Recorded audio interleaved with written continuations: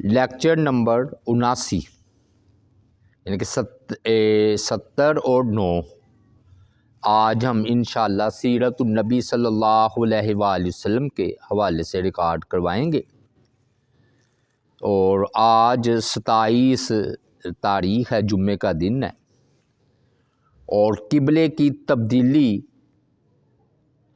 جو کہ جاتے ہی یعنی کہ سن 2 ہجری ہی میں سمجھ لے ہوئی ہے، اس کے بارے میں ہم آج تفصیلاً بیان کریں گے۔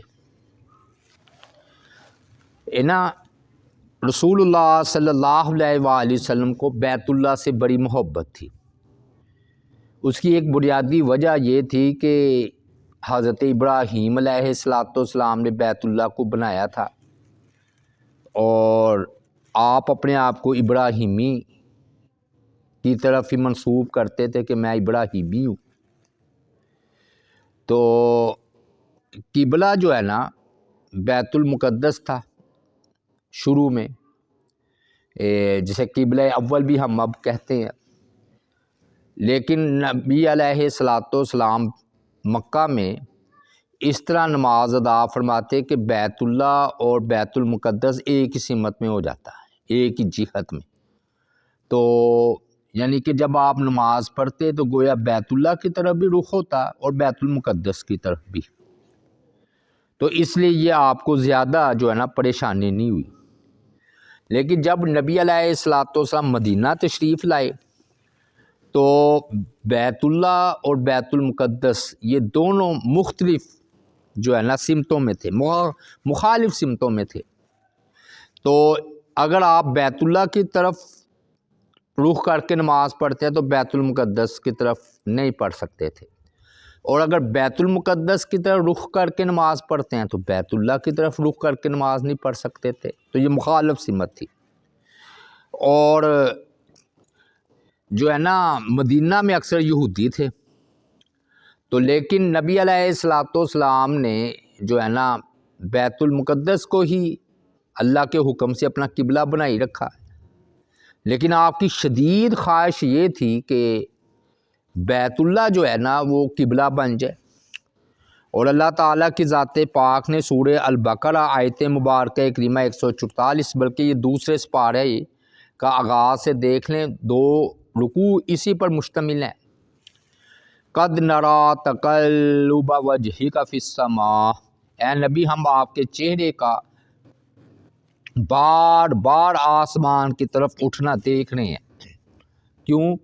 کہ آپ کی یہ خواہش تھی کہ وہی آئے اور بیت اللہ قبلہ ہو جائے، اور آپ بار بار آسمان کی طرف دیکھ رہے ہیں۔ تو کہتے ہیں یہ بڑی اللہ تعالیٰ کی محبت کی دلیل ہے کہ نبی علیہ السلام کا چہرہ اٹھا کر دیکھنا آسمانوں کی طرف، اللہ نے اس کو قرآن بنایا۔ اور بعد نے یہ اس سے بھی استدلال کیا ہے کہ جو لوگ کہتے ہیں نا کہ اللہ تعالیٰ آسمانوں میں ہے، تو ان کی دلیل و شاہد یہ آیت بھی ہے، اور یہ ٹھیک بات ہے کہ اللہ تعالیٰ کی ذات پاک آسمانوں پر ہے، تو اس لیے تو آسمان کی طرف دیکھتے تھے۔ تو پھر اللہ تعالیٰ کی ذات پاک نے فرمایا کہ ہم جو ہے نا آپ کو اس قبلے کی طرف ضرور پھیر دیں گے جسے آپ پسند کرتے ہیں، جسے آپ راضی ہیں۔ اور آپ کس قبلے سے راضی تھے؟ بیت اللہ سے۔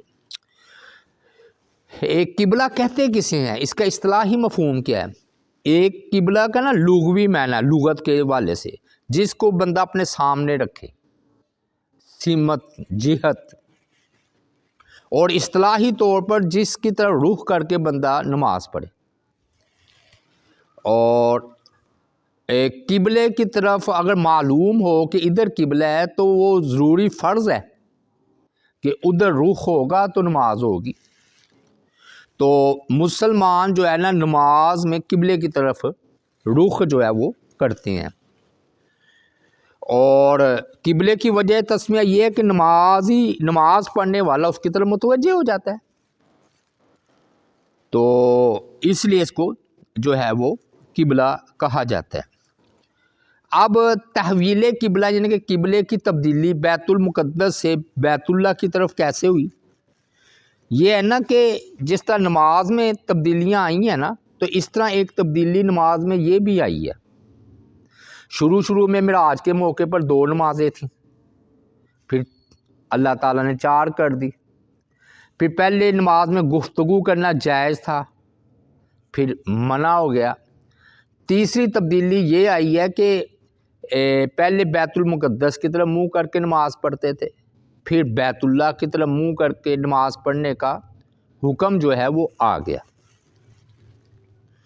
تو یہ جو ہے نا، جب آپ مدینہ تشریف لائے ہیں تو تقریباً بعض پھر کہتے ہیں 16 مہینے، بعض کہتے ہیں 17 ماہ، تقریباً یہ بن جائے گا 12 اور 6 18، یعنی کہ تقریباً 1.5 سال یا اس سے کم عرصہ آپ نے پھر بیت المقدس کی طرف منہ کر کے نماز ادا کی ہے۔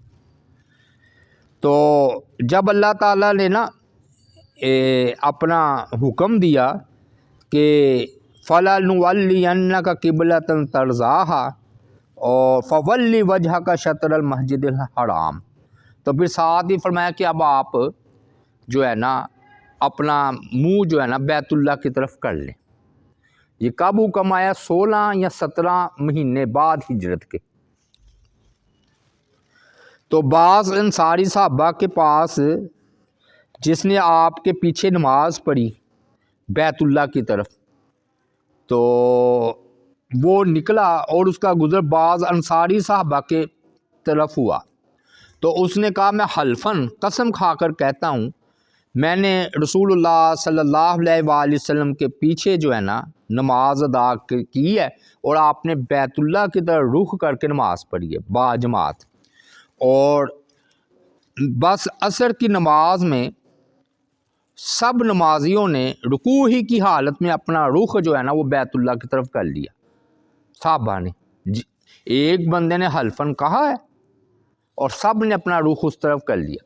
وہ کہتے ہیں نا خبر واحد حجت ہے، یہ بھی دلیل ہے۔ ایک بندے نے بات کی نا، تو ایک بندے کی بات کو تسلیم کرتے ہوئے انہوں نے اپنا رخ بدل لیا عصر کی نماز میں۔ اور عبداللہ بن عمر کا بیان ہے کہ لوگ قباء میں، یہ مسجد نبوی سے پہلے مسجد بنی تھی نا، تو قباء کی مسجد میں صبح کی نماز ادا کر رہے تھے، یعنی کہ فجر کی۔ تو ایک شخص نے آ کر یہ اعلان کیا کہ رسول اللہ صلی اللہ علیہ وآلہ وسلم پر رات کو قرآن نازل ہوا ہے اور اللہ تعالیٰ نے آپ کو بیت اللہ کی طرف رخ کرنے کا حکم دے دیا ہے، بس تم اس کی طرف رخ کر لو۔ تو نمازیوں کے چہرے اس وقت شام کی طرف تھے، یعنی کہ بیت المقدس کی طرف، تو وہ فوراً کعبے کی طرف پھر گئے، اور یہ فجر کی نماز تھی۔ اور اسی طرح ایک شخص بنو سلمہ کا آدمی اپنے علاقے سے گزرا، تو اس وقت صحابہ کرام نماز فجر کی دوسری رکعت میں رکوع کی حالت میں تھے۔ تو اس صحابی نے اعلان کیا کہ خبردار قبلہ تبدیل کر دیا گیا ہے۔ چنانچہ صحابہ کرام نے اسی حالت میں کعبے کی طرح رخ پھیر لیا فجر میں۔ اور یہ نا ایک مسجد وہ ہے ادھر قبلہ تین محراب، یہ موجود، یعنی کہ یہ وہ نشانی رکھی ہوئی ہے کہ یہ 2 قبلے تھے، کہ بیت المقدس کی طرف، کیونکہ مسجدیں جب پہلے بنی ہیں نا، جب آپ ہجرت کر کے مدینہ تشریف لائے ہیں، تو جو مسجدیں 16 یا 17 ماہ میں بنی ہیں، جتنی بھی بنی ہیں، تو ان کا بیت المقدس کی طرف قبلہ تھا، اور پھر بعد میں آیا تو پھر وہ دوسری کی طرف قبلہ کرنا پڑا۔ تو ایک مسجد ہے جسے مسجد قبلہ تین بھی کہتے ہیں، 2 قبلوں والی مسجد۔ اب نا بظاہر کہتے ہیں روایات میں اختلاف ہے، تو اس میں تطبیق کیا ہے کہ ایک صحابی قباء کے پاس سے گزرے، دوسری روایت میں ہے کہ بنو سلمہ کا ایک آدمی اپنے علاقے میں پہنچا تو اس نے اس بات کی گواہی دی۔ تو کہتے ہیں عین ممکن ہے کہ 2 صحابہ کرام مختلف اوقات میں اسی طرف گزرے ہوں فجر کے وقت، ایک نے پہلے اعلان کیا، ایک نے دوسرا۔ تو الفاظ میں قبلے کی اطلاع دی ہے، یعنی کہ نماز ہی کی حالت میں صحابہ کرام کو اطلاع دی ہے۔ اب ایک اہم بات یہ ہے کہ یہ تحویل قبلہ جو ہے وہ کس تاریخ کو ہوا اور کس دن کو ہوا، تو یہ بھی تھوڑا سا اختلاف ہے۔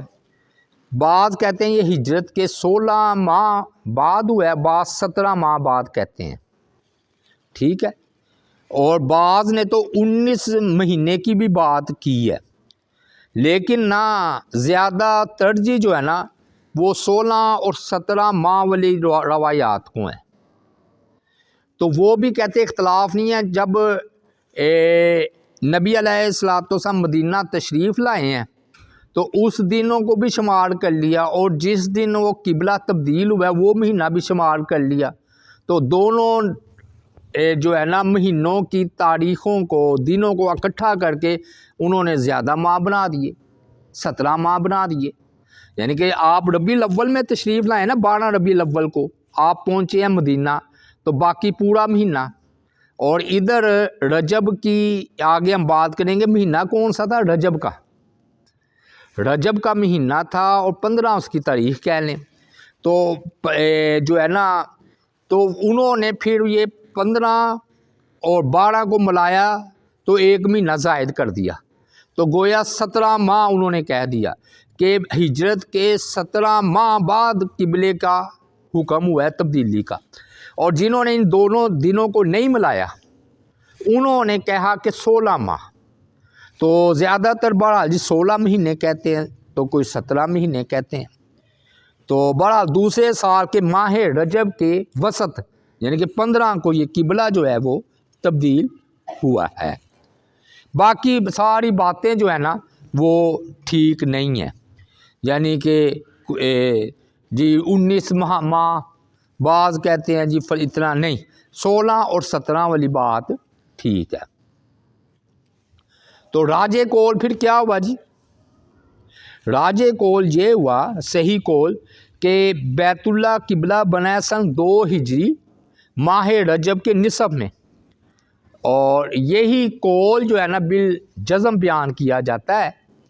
ابن عباس نے بھی ماہ رجب کے وسط کو جو ہے نا ترجیح دی ہے، یعنی کہ اختلاف سے ساری بالجزم جو بات ہم نے کرنی ہے نا پختہ، وہ یہ ہے کہ ہجرت کے دوسرے سال اور 15 رجب کو قبلہ جو ہے وہ تبدیل ہوا ہے۔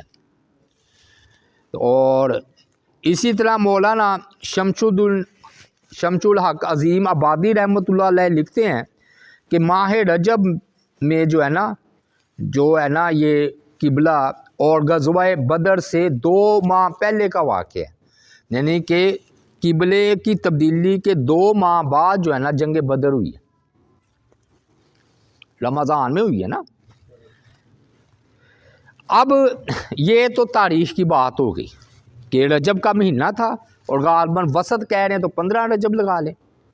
اب دوسری بات یہ ہے کہ اور جنگ بدر سے 2 مہینہ پہلے، اب پہلی نماز کون سی پڑھی ہے بیت اللہ کی طرف، کیونکہ یہ بھی روایات مختلف ہیں۔ میں نے پیچھے بتایا نماز فجر کا بھی ذکر آ رہا ہے، نماز عصر کا بھی ذکر آ رہا ہے، نماز ظہر کا ذکر بھی آ رہا ہے، لیکن کہتے ہیں راجح اور صحیح بات یہ ہے کہ جو نبی علیہ الصلوۃ والسلام نے مکمل پہلی نماز جو بیت اللہ کی طرف پڑھی ہے وہ عصر کی نماز تھی، ہاں جی، وہ عصر کی نماز تھی جو آپ نے پہلے ادا کی ہے۔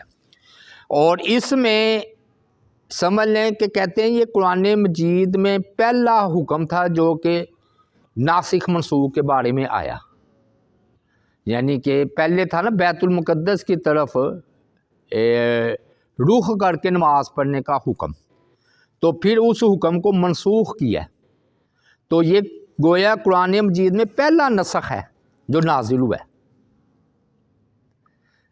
کہ منسوخ کا۔ اب جو ہے نا کیا یہ تحویل قبلے کا حکم دوران نماز ہوا ہے،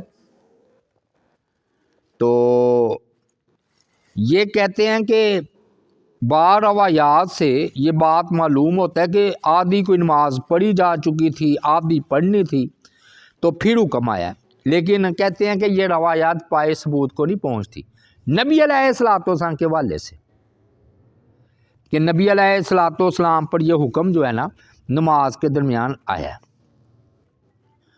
تو صحیح جو روایات ہے نا وہ یہ ہے کہ تحویل قبلے کا حکم نا مسجد نبوی سے دور قباء میں رہنے والے بعض صحابہ کرام کو عصر یا فجر کی نماز کے دوران ملا تھا، جبکہ نبی اکرم صلی اللہ علیہ وآلہ وسلم نے بیت اللہ کی طرف اپنی پہلی نماز عصر کے آغاز سے انتہا تک اسی بیت اللہ کی طرف رخ کر کے نماز پڑھی تھی، یعنی کہ جب حکم آیا تو وہ عصر کی نماز کا تھا، اور آپ صلی اللہ علیہ وآلہ وسلم نے پوری نماز بیت اللہ کی طرف ہی پڑھی ہے، عصر کی، درمیان والی بات نہیں ہے۔ اور صحابہ کرام کو جب جہاں جہاں پہ اطلاع ملتی چلی گئی، عصر کا لگا لیں، ظہر کا لگا لیں، فجر کا، ان کا نماز ہی کی حالت میں نا انہوں نے اپنا رخ جو ہے وہ پھیرا ہے صحابہ کرام نے۔ اچھا، تو نبی علیہ الصلوۃ والسلام کا جو ہے نا بارے میں آتا ہے کہ بیت المقدس کتنی دیر مسلمانوں کا قبلہ رہا ہے، ایک سوال یہ بھی ہے۔ اصل میں نا کچھ سوالات چھوڑ رہا ہوں کیونکہ وہ زیادہ علمی ہے۔ تو میں نے آپ کو بتایا کہ 14.5 سال مسلمانوں کا قبلہ رہا ہے مکی دور سے لے کر، یعنی کہ یہ 1.5 سال لگا لیں، 13 سال مکہ کے لگا لیں، تو 14.5 سال تک مسلمانوں نے بیت المقدس کی طرف رخ کر کے نماز کو جو ہے نا وہ ادا کیا ہے۔ اچھا، بعض لوگ یہ سمجھتے ہیں کہ یہ بیت المقدس کی طرف رخ کرنا وحی کے ذریعے نہیں تھا بلکہ آپ کا اجتہادی معاملہ تھا، کیونکہ حدیث میں آتا ہے کہ جب آپ کا کوئی حکم نہیں نازل ہوا ہوتا تھا تو آپ یہودیوں کے جو ہے نا اس کے اہل کتاب کی پیروی کرتے تھے، لیکن یہ بات واقعی ٹھیک معلوم نہیں ہوتی۔ وجہ یہ ہے کہ آپ بار بار اپنا رخ آسمان کی طرف کر رہے ہیں کہ بیت المقدس سے بیت اللہ قبلہ ہو جائے۔ اگر یہ آپ کا اپنا اجتہاد ہوتا تو اللہ کا حکم نہ آیا ہوتا تو آپ نے تو بیت اللہ کو چناؤ کرنا تھا۔ آپ اتنی تمنا اور طلب کیوں رکھتے کہ بیت اللہ جو ہے وہ قبلہ بنے جو میرے باپ ابراہیم علیہ الصلوۃ والسلام نے بنایا اور مکہ میں ہے؟ تو یہ آپ کا اجتہادی معاملہ نہیں تھا، اللہ ہی کا حکم تھا کہ بیت المقدس ہی کی طرف آپ نے اپنا رخ جو ہے نا وہ کرنا ہے۔ اچھا، اب جب یہ بیت اللہ کی طرف حکم آ گیا تو بعض صحابہ کرام نے آپ سے سوال کیا کہ جن لوگوں نے بیت المقدس کی طرف رخ کر کے نماز کو ادا کیا ہے تو ان کی نمازوں کا کیا بنے گا؟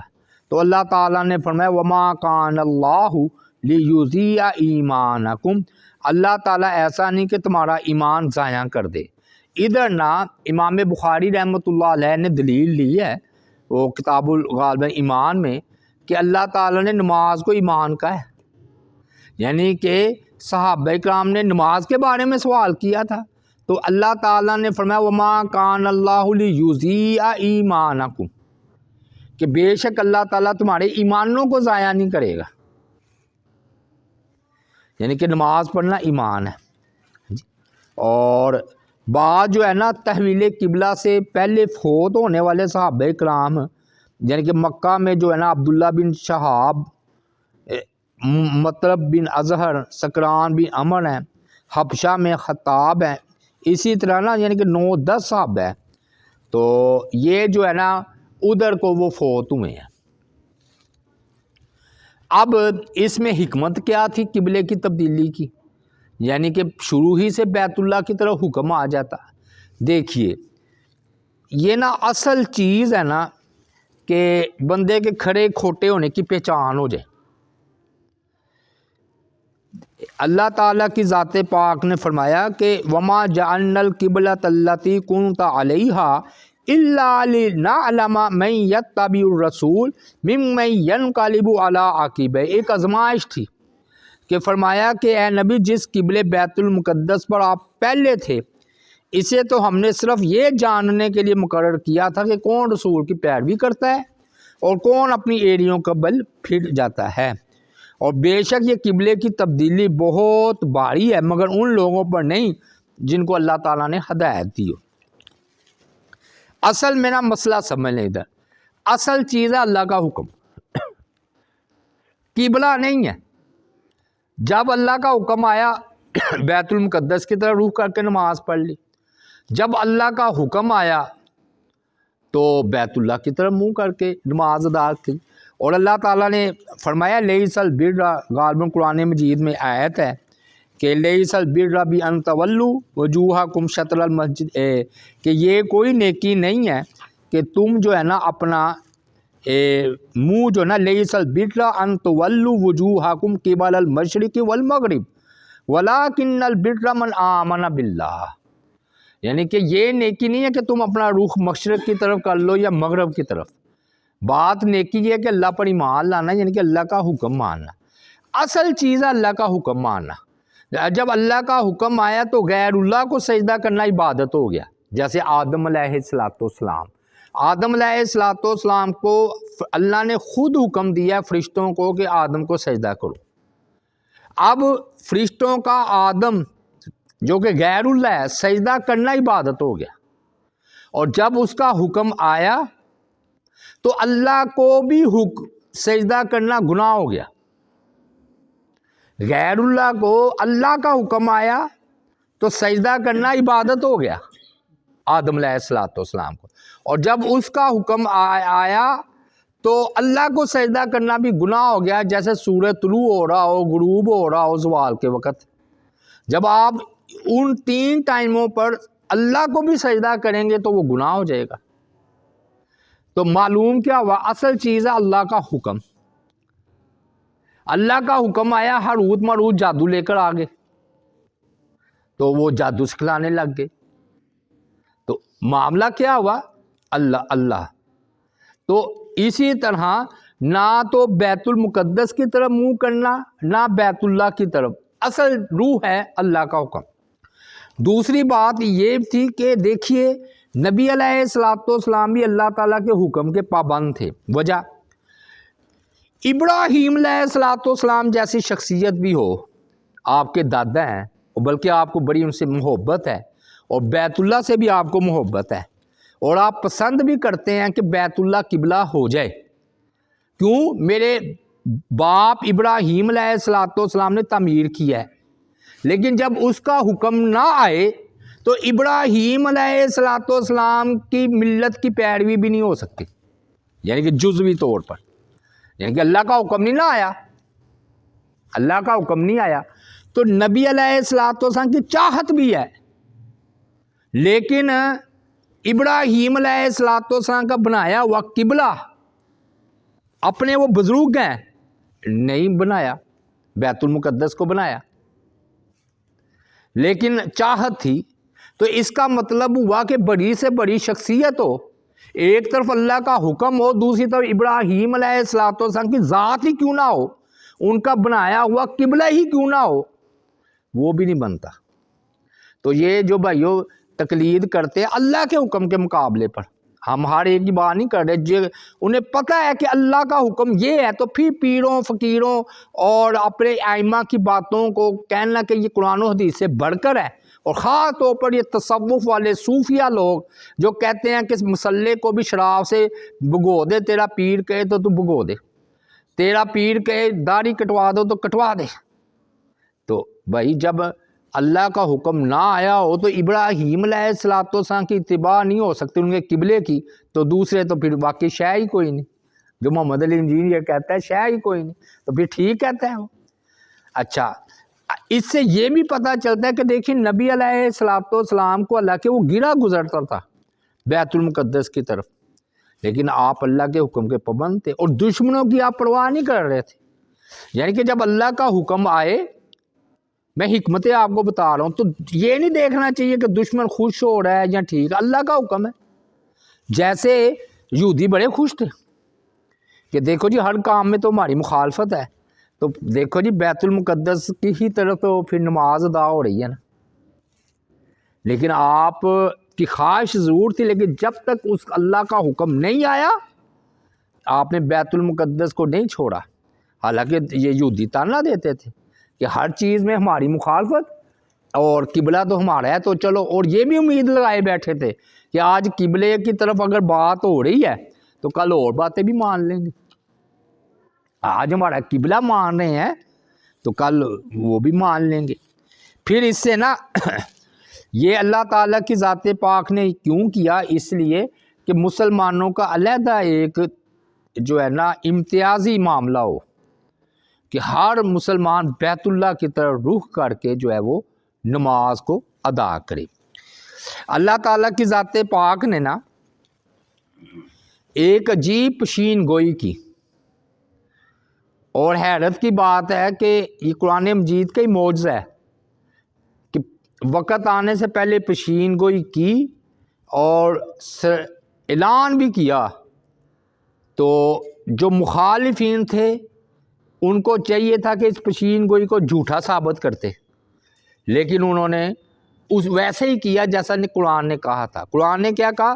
سَيَقُولُ السُّفَهَاءُ مِنَ النَّاسِ مَا وَلَّاهُمْ عَنْ قِبْلَتِهِمُ الَّتِي كَانُوا عَلَيْهَا. جلدی یہ بیوقوف لوگ کہیں گے کہ ان مسلمانوں کو اس بیت المقدس سے کس چیز نے پھیر دیا جس پر وہ پہلے تھے. اچھا، اللہ تعالیٰ نے فرمایا ان قریب یہ کہیں گے، اور پھر کہا بیوقوف بھی ہیں. ان قریب یہ کہیں گے اور بیوقوف بھی ہیں. تو ہونا یہ چاہیے تھا کہ قرآن مجید کو توبہ نعوذ باللہ جھوٹا ثابت، دشمنی جو ہے تو جھوٹا ثابت کرنے کے لیے نہ کہتے، لیکن کہا انہوں نے. یہ ہے قرآن مجید کا اعجاز. اور اس سے یہ بھی پتہ چلتا ہے کہ جو اعتراض بعد میں ہونا اس کی پہلے سے تیاری کروانی. یہ ہمارے علماء مدارس میں تیاریاں کرواتے ہیں نا کہ یہ سوالات کر سکتے ہیں کافر، تو اس کی تیاری کروانی پہلے. یہ ٹھیک ہے. قبلے کی تبدیلی پر بکواس انہوں نے یہودیوں نے کرنی تھی، اللہ تعالیٰ نے پہلے سے مسلمانوں کو تیاری کروائی ہے کہ ان کو یہ جواب دینا. آپ دیکھیے نا، سورہ مریم مکی ہے، سورہ مریم مکی ہے صورت ہے، تو مکی صورت میں حضرت مریم عیسیٰ کا کیا تعلق؟ بھی حبشہ جانا تھا نا مسلمانوں نے ہجرت کر کے نجاشی کے دربار میں.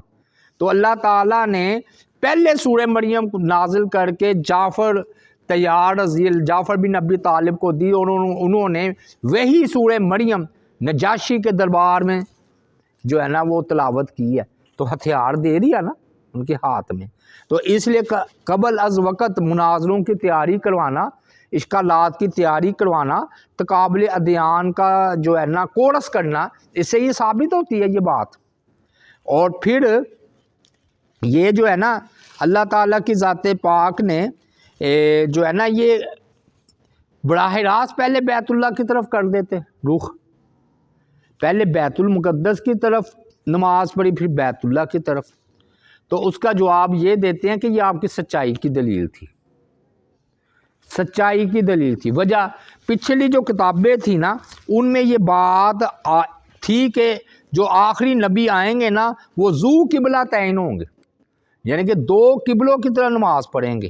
اور اگر آپ شروع ہی سے بیت اللہ کی طرح نماز پڑھتے تو وہ جو آپ پچھلی کتابوں میں اللہ تعالیٰ نے پشین گوئی کی ہوئی تھی وہ جھوٹی ثابت ہو جاتی. تو توبہ نعوذ باللہ آپ کا جھوٹا ہونا ثابت ہوتا.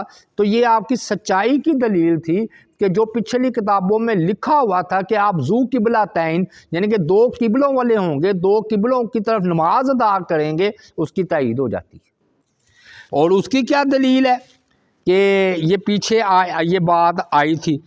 انجیلیں کہتے جی یہ نا ہے یوحنا میں جو چوتھا جو ہے نا اس کا باب ہے، تو اس میں یہ ہے کہ عورت نے اس یسوع سے کہا اے خامد مجھے معلوم ہوتا ہے کہ تو نبی ہے، ہمارے باپ دادا نے اس پہاڑ پر عبادت کی یعنی کہ پرستش کی، اور تم کہتے ہو کہ وہ جگہ جہاں پر پرستش کرنا چاہیے وہ یروشلم میں سے ہے۔ یسوع نے کہا اے عورت میری بات کا یقین کر کہ وہ وقت آتا ہے کہ نہ تو تم اس پہاڑ پر اپنے باپ یعنی کہ اللہ کی پرستش کرو گے اور نہ ہی بیت المقدس میں،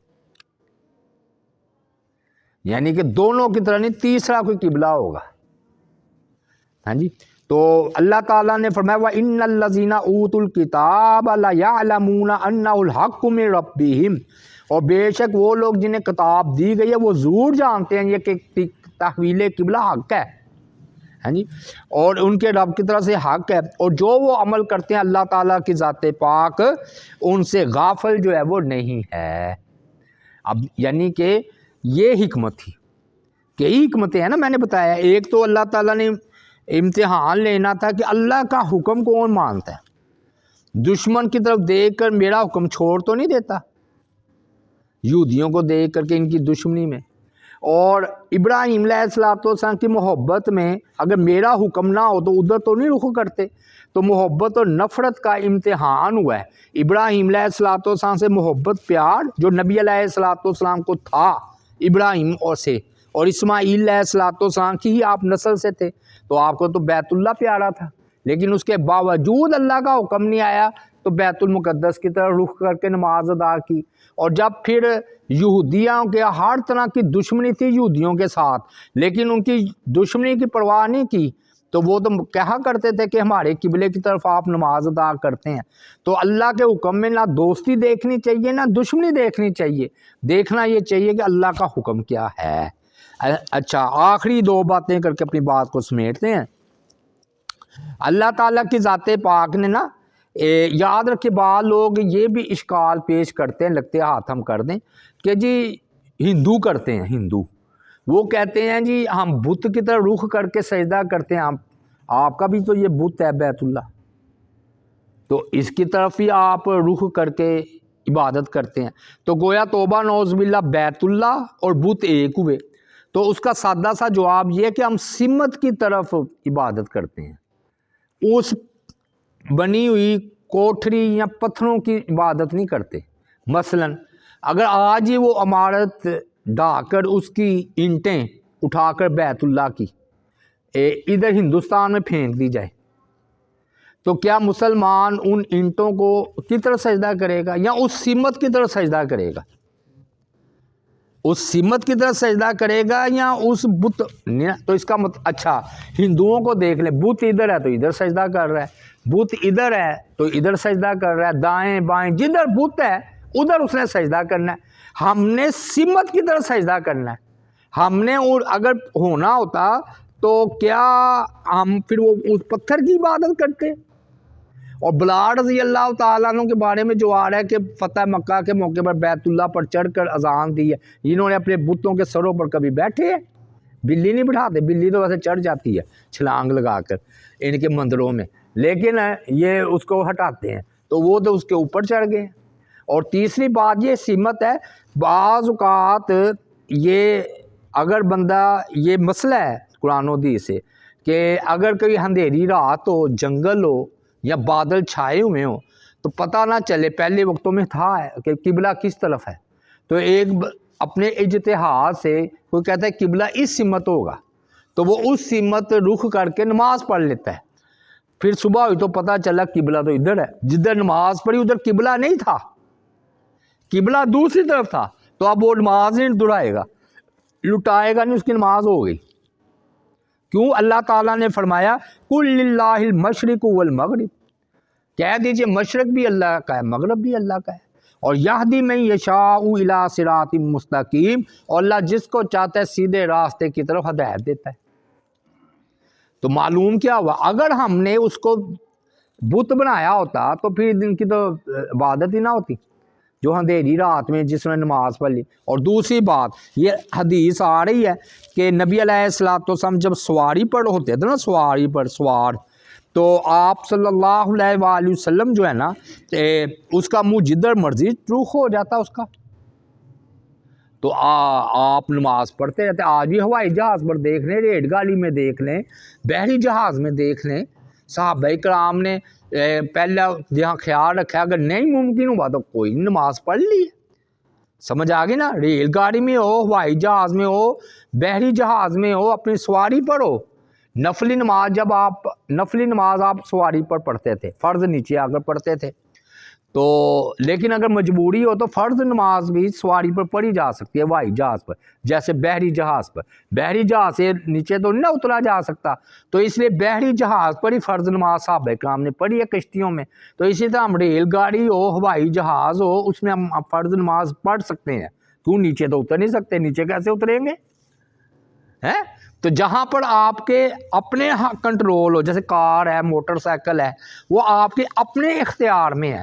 تو جب آپ کے اپنے اختیار میں ہو تو پھر آپ فرض نماز نہیں پڑھیں گے کار پر. وہ دیکھا نہیں عرب والے, وہ صحرا میں بھی گاڑی کھولتے ہیں, نیچے اتر کے نماز پڑھتے ہیں, پھر بھاگ کر کار میں چلے جاتے ہیں اے سی میں. تو وہ مطلب یہ ہے کہ فرض نماز نیچے ہی آ کر پڑھنی ہے. نبی علیہ الصلوۃ والسلام نے کبھی سواری پر فرض نماز ادا نہیں کی, نفلی نماز ادا کی ہے, اور وطر بھی. اور اسی سے ہم دلیل لیتے ہیں کہ وطر بھی فرض نہیں ہے, واجب نہیں ہے, یہ نفل ہی ہے, سنت ہے, کیونکہ آپ نے اس کو اونٹ پر سوار ہو کر وطر کو پڑھا ہے. اور دوسری حدیث میں آ رہا ہے کہ آپ وطر جو ہے وہ نفلی نماز آپ سواری پر ادا کرتے تھے. تو دیکھیے نا کتنے مسائل قبلے کے حوالے سے ہمیں معلوم ہو رہے ہیں. تو اس سے پتہ چلا کہ یہ صرف ایک جہت ہے اور اتفاق ہے. دیکھیں نا, کوئی ادھر نماز پڑھے گا, کوئی ادھر, تو یہ کی سمت میں نا اتفاق اتحاد کی نشانی تو ہے. اور حدیث میں بھی آتا ہے کہ مسلمان وہ ہے کہ جو کہ ہمارے قبلے کی طرف رخ کر کے نماز پڑھے, ہمارا ذبیحہ کھائے, تو وہ جو ہے نا وہ مسلمان جو ہے نا وہ ہے. تو آخری بات کر کے آج کی بات کو سمیٹتے ہیں. فرمایا وَلِكُلٍّ وِجْهَةٌ هُوَ مُوَلِّيهَا, ہر ایک کے لیے قبلہ ہے اور وہ اسی کی طرف رخ کر کے نماز رخ کرتا ہے. فَاسْتَبِقُوا الْخَيْرَاتِ, تم نیکیوں میں جو ہے نا سبقت کرو, تم جہاں کبھی بھی ہوں گے اللہ تم سب کو لے آئے گا, بے شک اللہ ہر چیز پر قادر ہے. تو یہ کچھ باتیں تھی جو ہم نے تحویل قبلہ کے حوالے سے کی. اللہ تعالیٰ سے دعا ہے اللہ تعالیٰ کی ذات پاک ہمیں عمل کرنے کی توفیق عطا فرمائے. وما علینا الا البلاغ المبین.